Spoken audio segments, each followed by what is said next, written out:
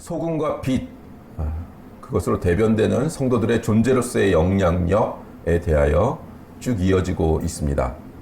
소금과 빛, 이건 존재론적인 문제라고 했죠. 만들어지는 것이 아니라 변화된 신념, 중생한 심령이 하나님의 사람으로서 아주 자연스럽게 발산하고 또 결실할 수밖에 없는 존재로서의 영향력, 그것이 소금과 빛이라고 했습니다. 소금 뿌리고 다니자 우리 빛이 됩시다. 이렇게 무슨 무브먼트를 일으키는 것이 아니라 우리 존재가 하나님을 담고 있으면 이런 영향력이 있는 그냥 그런 사람이 된다 라는 뜻입니다.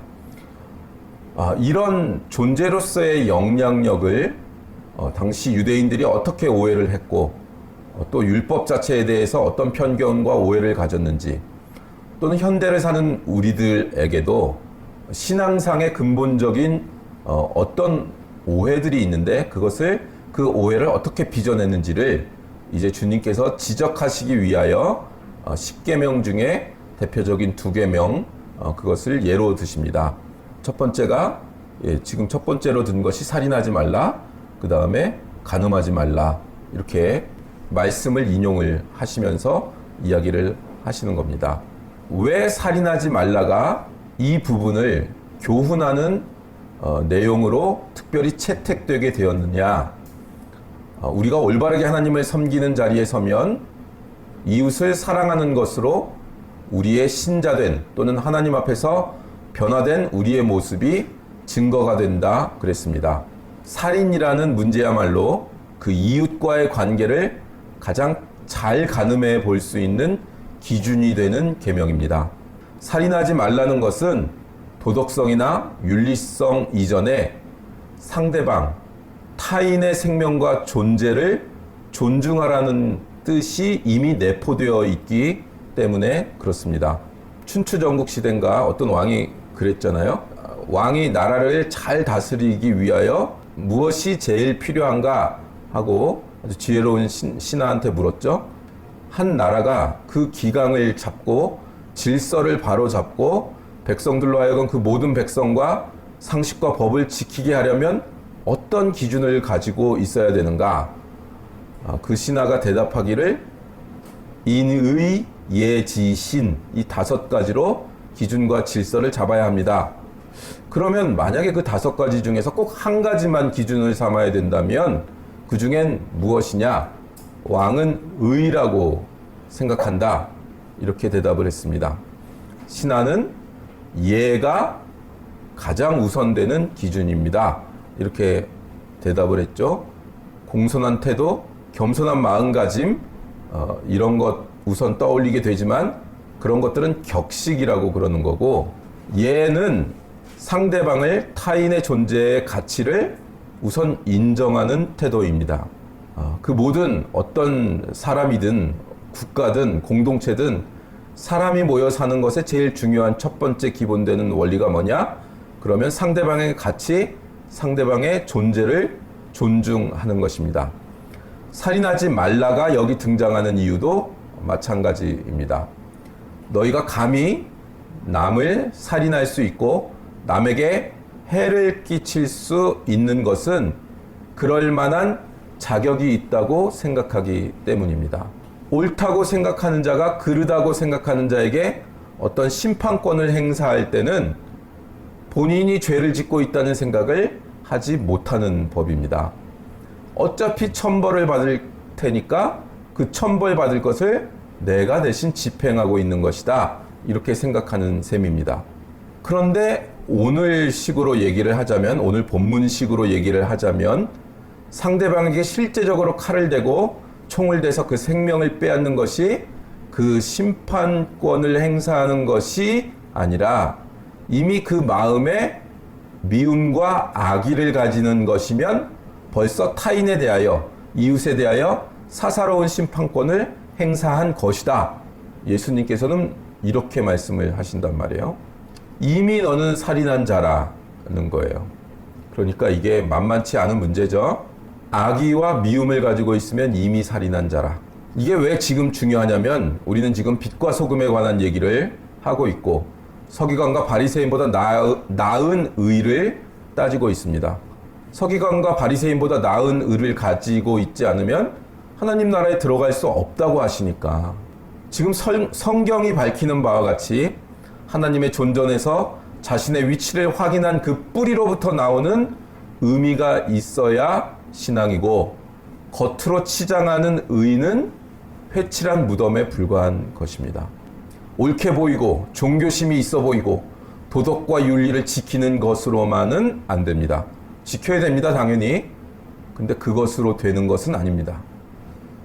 그것이 다 뿌리로부터, 내면으로부터 나온 가난한 심령, 애통하는 심령, 긍휼히 여기는 심령에서 나온 것이어야 하고, 즉 그 증거는 예외 없이 형제를 사랑하는 것으로 나타나게 되어 있다, 이겁니다. 마태복음 5장 44절에는 이렇게 결론에 이르게 됩니다. 나는 너희에게 이르노니 너희 원수를 사랑하며 너희를 핍박하는 자를 위하여 기도하라. 이게 말하자면 빛과 소금, 가난한 심령, 서기관과 바리새인보다 난 의의 실제적인 결실이요, 증거요, 확인법인 것입니다.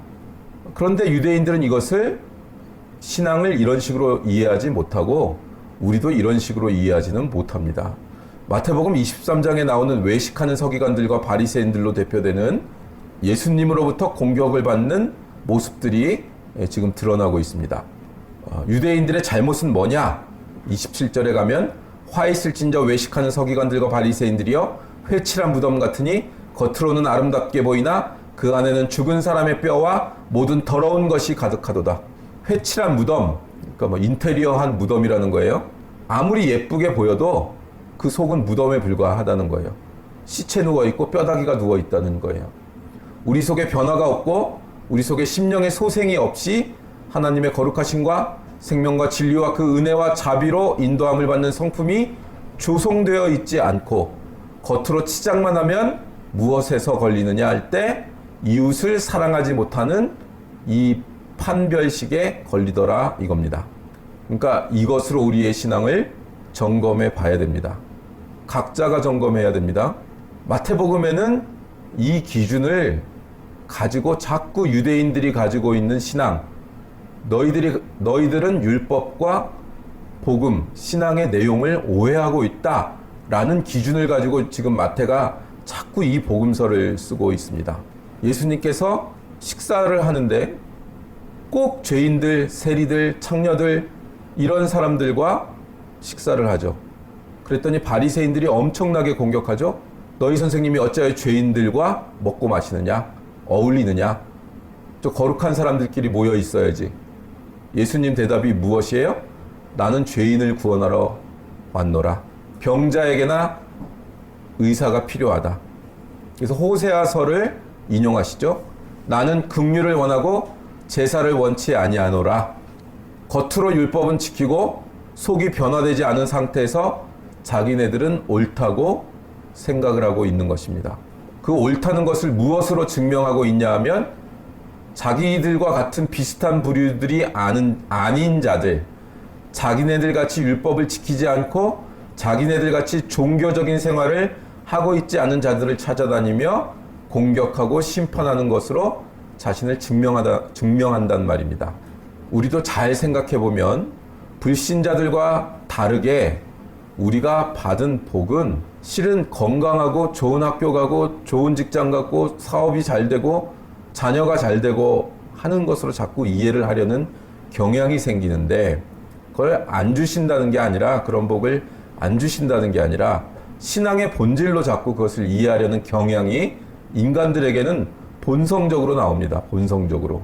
근데 우리에게 복은 팔복에서 했듯이 가난한 심령이 된 것이고, 애통하는 심령이 되는 것이고, 온유한 심령이 되는 것이고, 긍휼히 여기는 심령이 되는 것이고, 청결한 심령이 되는 것이고, 의를 위하여 핍박받는 심령이 되는 것이고, 죄를 거부하고 거룩을 선택할 수 있는 자가 된 것. 근데 그 선택을 안 하려는 자기 자신과 끊임없이 싸우는 것. 그래서 가난한 심령이 끊임없이 될 수밖에 없는 것. 그게 복이라고요. 그리고 그렇게 에너지를 거기다 두고 사니까 다른 사람을 내가 가진 기준으로 핍박하고 공격하는 마음이 없어지는 것입니다. 근데 이게 쉽냔 말이에요, 이게. 인간은 다 자기 기준으로 살아요. 그래서 부딪힙니다. 그 부딪히고 결론이 안 나면 전쟁이 되는 거고. 우리는 안 부딪힐 수는 없죠. 우리가 그렇게 거룩한 사람들이 아닙니다. 부딪혀요. 그런데 결론은 하나님의 말씀에 따라 내는 거예요. 결론을 하나님의 말씀에 따라 내는 거라고요. 수준이 아주 높아지면 안 부딪히는 수준까지 가겠죠. 그러나 그 정도 가면 얼마 안 있어 죽어야 돼요. 우린 그렇게 거룩한 사람들이 아닙니다. 착각을 하면 안 돼요. 기도할 때 울었고 찬송 부를 때 울었고 그걸 나는 거룩하고 깨끗한데 너희들 때문에 내가 이 거룩을 유지 못한다. 이걸로 가면 안 된다고요. 그냥 수준이 안 되는 거예요. 그건 그냥 수준이. 우리 수준이 안 되는 거라고. 그러니까 신앙의 본질에 오면 심령이 가난한 것이 우리에게서 떠났다. 그래서 뭔가 공격하는 태도가 나온다. 그건 마귀한테 당하고 있는 거라고. 세상 걱정, 근심, 염려에 당해서 본질을 놓친 거라고요, 그게. 근데 본인이 본질을 놓치면 그냥 본인 자체로 끝나는 게 아니라 얽혀져 있는 모든 사람에게 영향을 끼치게 돼요. 그러니까 빨리 하나님 말씀으로 돌아와서 다시 기경해야죠. 마음을 다시 기경하고, 기경이라는 건 농사, 굳은 땅을 막 가는 거예요. 굳은 땅을. 삽으로 갈고, 호미로 캐고 해서 땅을 보들보들하게 만드는 거예요. 그 과정을 끊임없이 해야 됩니다. 끊임없이. 매일매일 순간순간 해야 됩니다. 쉬운 일이 아니에요. 진짜 신앙생활은 어려운 거예요. 예수님 믿어서 우리에게 있는 제일 중요한 행복은 우리 마음속에 더 이상 전쟁과 심판과 증오와 미움을 키우지 않아도 되는 것입니다. 성도의 복은 이미 다 가진 자가 되었기 때문에, 이미 다 이루어진 자가 되었기 때문에 특별히 무엇을 더 가지려고 전쟁과 심판을 하려고 할 필요가 없다고요. 그걸 위해 저주와 증오를 할 필요가 없다고요. 이건 지금 원리에 대해 얘기하는 거예요. 적용으로 갔을 때는 이 원리를 마음에 품고 이거에 해당하는 마음을 가져야 된다는 거예요. 그게 우리는 근본적으로는 다 해결되어 있는 것입니다. 그런데 이것을 오해하도록 우리의 일상을 바쁘게 만들고 뭔가를 더 가지려고 하게 하고 뭔가 더 이 세상의 가치를 추구하게 만들어요. 그러다 모든 걸 다 잃게 만든다고요. 다 잊어버려요. 무엇이 중요한지 우선순위가 다 바뀌어버린다고요. 우린 그렇게 살고 있다고요. 우선순위가 바뀐 채로. 그리고 나서 하나님을 원망해요. 뭐가 안 된다고. 우선순위가 온전하고 방향이 온전하면요. 다른 사람들은 손가락질할지라도 내 삶이 성장하는 게 느리더라도 반드시 열매가 맺히고 아름다운 인생을 살도록 되어 있습니다. 우선순위가 온전하면요. 우선순위를 안 바꾸면. 우선순위를 안 바꾸는 사람은 없거든요. 근데 우선순위를 안 바꾸려고 바둥바둥 되는 그 모습을 보고 그런 삶의 태도를 가졌으면 그건 괜찮다 라고 사람들은 다 그렇게 생각하기 마련이에요. 그런 사람들이 없으니까 그게 가치예요. 수학 문제, 영어 단어 조금 더 외운다고 가치를 인정해주지 않아요. 그거 잘하는 사람은 세상에 널리고 널렸거든요. 그런데 우선순위를 안 바꾸려는 사람들은 세상에 극히 드물어요. 0.1%가 안 될 거예요. 근데 그걸 갖는 게 복이라고요. 사람이 나이가 들면 그게 제일 중요하다는 걸 알게 돼요. 40대, 50대, 60대를 넘어가면 그게 제일 중요하다는 걸 알게 돼요. 근데 이 세상에 주된 것들을 가지고 있는 사람들은 다 40대, 50대잖아요. 그 사람들이 누구를 선택하겠냐고요. 그래서 진짜 복인 거예요. 예수님을 믿고 우선순위를 안 바꾸는 삶을 사는 것, 그거 자체가 보석을 가지고 있는 거예요. 보석을. 근데 이게 눈에 띄는 은행부자의 잔고액수가 아니니까, 이 눈에 띄는 성적표가 아니니까, 그리고 이 트렌드, 이 시대에 복잡하고 시끄럽고 빠르고 이런 트렌드가 아니니까 그걸 안 하려고 해요. 그거 하면 구닥다리다, 낡았다 이런 평가를 받으니까, 애늙은이다 이런 평가를 받으니까 그걸 안 하려고 한다고. 그게 진짜 보석인데, 땅에서 보석을 발견하면 자기 전 재산을 팔아서 그 땅을 사야 된다잖아요. 그걸 안 해요 우리가. 그리고 엉뚱한 걸 쫓는다고요. 이런 문제들이 유대인들에게 있었고, 그건 현대 우리들에게도 동일하게 있는 것입니다. 뭐 22절에 라가라 한다, 미련한 자라 한다. 라가라, 이거 밥통이다. 머리에 뭐 두뇌가 차 있는 게 아니라 밥이 차 있다, 뭐 이런 뜻이에요. 바보란 뜻이죠. 공회에 잡히고 미련한 놈이라는 소리를 듣고 지옥불에 떨어지는 중요한 죄질 뭐 이런 것들이 아니라 그냥 다 똑같은 얘기예요. 미련한 놈이다 라고 말하는 거, 그러면 지옥불에 떨어진대요. 23절에 와서 뭐라 그래요? 예물을 제단에 드리다가 형제에게 원망 들을 만한 일이 생각나면 빨리 돌아가서 화목하고 나서 와서 그리고 제물을 드려라, 예배를 드리라는 거예요. 뭘 강조하는 거예요? 참답게 하나님을 섬기고 하나님의 사람이면 이웃과 싸울 일이 그렇게 많지 않다는 거예요. 잘 새겨들어야 돼요. 싸울 일은 많이 있어요. 실제로. 신문 안 본다는데 계속 신문 넣어. 제발 듣지 말라고요. 싸울 수 있고, 차 세워놨는데 이상하게 차 세우는 주차하는 사람들이 있죠. 그리고 사이드 브레이크도 그냥 걸어놓고 가. 그리고 전화도 안 받아. 싸울 일 있죠. 그거 싸워야 되는 거예요. 그러나 그 마음에 왜 너 같은 놈은 태어났냐, 너 같은 놈은 태어나질 말았어야지, 이런 마음은 없다는 거예요. 싸울 일은 싸울 수 있어요. 네? 그러실 수 있죠. 마냥 그렇게 해피 착한 사람, 굿보이 컴플렉스에 빠져 있는 게 그리스도인이 아니에요. 싸울 일은 싸웁니다. 그런데 그 본질에 너는 죽어야 돼, 너 같은 건 사라져야 돼, 이런 마음의 동기, 그 뿌리가 없다고요. 그러니까 이 얘기는 원리적인 차원에서 이해를 해야 되고, 선이 생기잖아요. 어떤 선, 그 선을 넘어서지 않게 된다고요. 이 뿌리가 이거면 왜 싸울 일이 없겠어요. 지금 원리, 근본에 대한 설명을 하고 있는 거예요. 그래서 이 말씀을 적용할 때의 이 스펙트럼들을 잘 이해해야 됩니다. 그럼 내 거 다 뺏어가고 있는데 그런 걸 내버려둬요? 나한테도 권리라는 게 있는데? 싸울 수 있는 겁니다. 근데 상대방을 저주하고 증오하고 심판하고 판단하는 자리까지 가면 안 된다고요. 하나님이 하시겠지 해서 끝내야 돼요. 저건 마귀 새끼네 저건. 그럴 수 있어요. 실제 마귀들이 있으니까. 근데 내가 그거를 완전히 판단을 끝장내는 자리에 서면 우리가 하나님 위치에 있는 거예요. 그건 안 돼요. 그건 거기까지는 못 간다고요. 아예. 왜냐면 지난 시간에 했지, 나 같은 죄인 살리신도 했지만, 존 뉴튼 목사, 그 사람은 진짜 노예들 잡아 죽이고 인신매매하고 노예 갖다 팔던 사람이었다니까요. 그런 사람도 변화시키시니까 우리는 정말 극악무도한 죄인이라 하더라도 저건 죽어 없애버려야 돼. 여기까지는 못 가요. 우리는. 물론 그가 형사적 죄 때문에 형사적 책임을 지는 것으로 사형당할 수 있어요. 그건 자기가 사람을 많이 죽였으면 사형으로서 사회에 격리를 시키는 거니까 그건 뭐 어쩔 수 없는 거지만, 우리 심령에 그를 정죄하고 판단을 하고 심판까지 끝내면 안 된다고요. 원리에서 벗어나 있는 거예요. 그거는. 대표적인 예로 구약성경 예레미야 7장 1절부터 7절까지를 읽어드릴게요.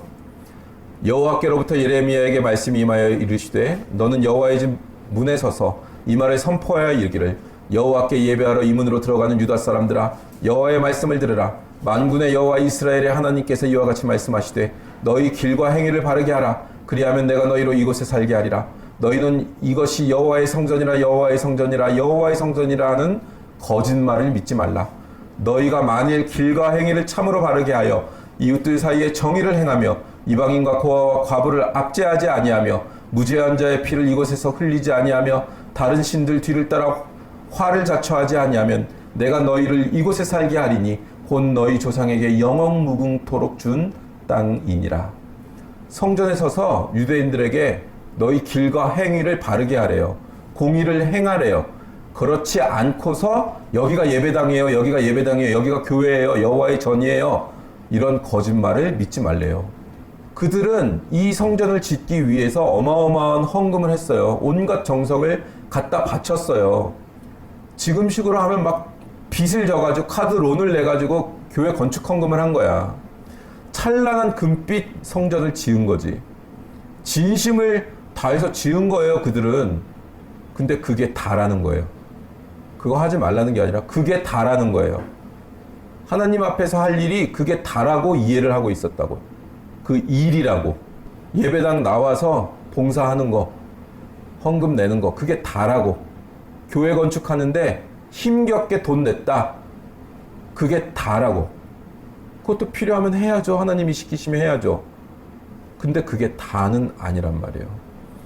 하나님 앞에 이 성전 지었으니까 할 일을 다 했다는 거예요. 하나님 백성으로. 그리고 여긴 여호와의 전이다. 여호와의 전이다. 하나님을 영광스럽게 한 내 열심을 봐라 이거예요. 자기의 열심을 보라 이거예요. 근데 하나님은 거기에다 대고, 아니 힘겹게 그 돈 낸 사람들한테 대고 네 길과 행위를 바르게 하래요. 내 이웃들 앞에 공의를 행하래요. 그거 안 했으면 여기가 여호와의 전이라 여호와의 전이라 하는 자랑은 거짓말이래요. 이사야서 할 때도 그랬어요. 1장에도 똑같은 말씀 있었죠. 헛된 재물을 다시 가져오지 말라. 분향은 내가 가증히 여기는 바요. 월삭과 안식일과 대회로 모이는 것도 그러하니 성회와 아울러 악을 행하는 것을 내가 견디지 못하노라. 하나님께 열심히 예배드리면서 사업은 사기꾼이라고 해. 사람들 등쳐먹는 걸로 사기를 쳐. 그러니까 하나님이 견디질 못하겠대요. 예배드리면서 악을 행하는 걸 견디지 못하겠대요. 내 마음이 너희의 월삭과 정한절기를 싫어하나니 그것이 내게 무거운 짐이라. 내가 지기에 곤비하였느니라. 너무 피곤하대요, 하나님이. 와, 하나님이 너무 피곤하대요. 그런 자세로 예배를 드리니까. 세상 것으로 가득 찬 상태로 나와가지고 예배를 드려요. 하나님 앞에서도 안 무너져. 하나님 앞에서도. 하나님 앞에서도 자기의 자존심, 자기가 추구하는 것, 이게 안 무너진다고. 그러니까 하나님이 그거 나한테 짐이다. 너희들 그렇게 예배드리면 나 너무 피곤하다. 내가 너무 힘들다. 제발 좀 그런 거 가지고 그런 상태로 예배 좀 드리지 마라. 여러분 여기 앉아있다고 예배 드리는 거 아닙니다. 하나님 앞에 안 무너져 있으면 예배 드린 게 아니라 시간을 때우는 종교 행위를 한 거예요. 진리의 영이 있으면 뭘 어떻게 해야 되는지 안다고요. 저절로. 어떤 자세와 태도를 가져야 되는지 안다고요. 어디 가서 구제하라는 얘기 아니에요. 내 이웃을 사랑하라. 이게 진짜 너한테 이루어졌냐는 거예요. 그러니까 싸움이 없다는 게 아니에요. 그 마음의 원리가 바뀌어 있냐는 거예요. 마음의 원리가. 싸움도 안 하게 되겠죠. 나중에. 이것이 빛과 소금으로 사는 문제고 서기관과 바리새인보다 나은 의입니다. 그들의 행위는 우리보다 나아요. 모든 거 보면 아주 작은 것도 11조 드리고 삶을 벗어나지 않아요. 큐티하고 맨날 말씀 암송하고 막 모세 오경 우리도 그렇게 살아야 돼요. 물론 그렇게 해야 돼요. 근데 그게 다라고. 하나님을 사랑하는 것이 이웃을 사랑하는 대로 나오지 못하는 데까지만 이르는 이해력이라고요. 그건 하나님은 그걸 종교라 그러고 진리는 그런 게 아니래요. 하나님께 영광을 올린다는 건 하나님이 높으시다, 권세가 있으시다, 계급적인 것, 힘에 관한, 능력에 관한 그런 얘기가 아니라 하나님은 베푸시기를 좋아하고 기뻐하시고 은혜와 자비와 긍휼을 기뻐하시는 분이다 라는 것을 제가 압니다. 그 은혜를 제가 먼저 입었습니다. 그래서 그 거저 얻은 은혜를 다른 사람들도 거저 얻도록 흘려 보내겠습니다. 이거라고요. 이게 영광을 올리는 거래요. 하나님께 영광을 올리는 거래요. 근데 우리는 그러지 않고 출발부터 삶이 경쟁적이라고요. 경쟁이 나쁜 것은 아닙니다. 건강하게 경쟁해야 됩니다. 성실하고 부지런한 한 만큼 열매를 거두는 거니까. 물론 방향이 잘못되면 열매를 못 거두지만 성실하고 온전하면 열매를 거두고 건강하게 열매를 거둡니다. 그러니까 그건 나쁜 건 아니에요. 경쟁이라기보단 열심이죠. 근데 그냥 뼛속 깊이 널 안 죽이면 내가 죽는다 이렇게 나가는 건 아니라고요. 그건. 그리고 똑같이 경쟁했는데 저쪽에서 치트키를 써 뭔가 사기를 쳐. 그거하고는 싸워야죠. 싸울 줄도 알아야죠. 싸울 줄도 알아야죠. 멍하니 뺏기고 실실 그게 거룩이 아니고 그 순진함이 크리스찬의 본질이 아니라 그랬어요. 분별력이 있으면 옳게 만들어야 되잖아. 옳게 만드는 거. 안 좋은 것을, 잘못된 것을, 우선순위가 틀려 있는 것을 옳게 만드는 것. 죄가 나를 통과하지 못하도록 만드는 것. 무질서가 나를 통과하지 못하도록 만드는 싸움. 이건 해야죠. 자기 자리에서 벗어나 있는 사람들을 혼내는 것 해야죠. 그걸 무시했다고 하는 게 아니에요. 의사가 썩어 문드러지는 살을 도려내지 않으면 그럼 그게 의사예요? 아프실 테니까 그냥 붕대 감아드릴 테니까 가시죠. 이거 째려면 아프십니다. 고통스럽고 저를 원망하게 될 거예요. 이런 거 무서워서 그걸 안 째면 고름이 터져나와 썩어서 결국 잘라내게 될 텐데 죽거나 원망 듣더라도 좀 파내는 게 낫죠. 그런 싸움 하지 말자는 게 아니라 원리적으로 그렇다고. 원리적으로.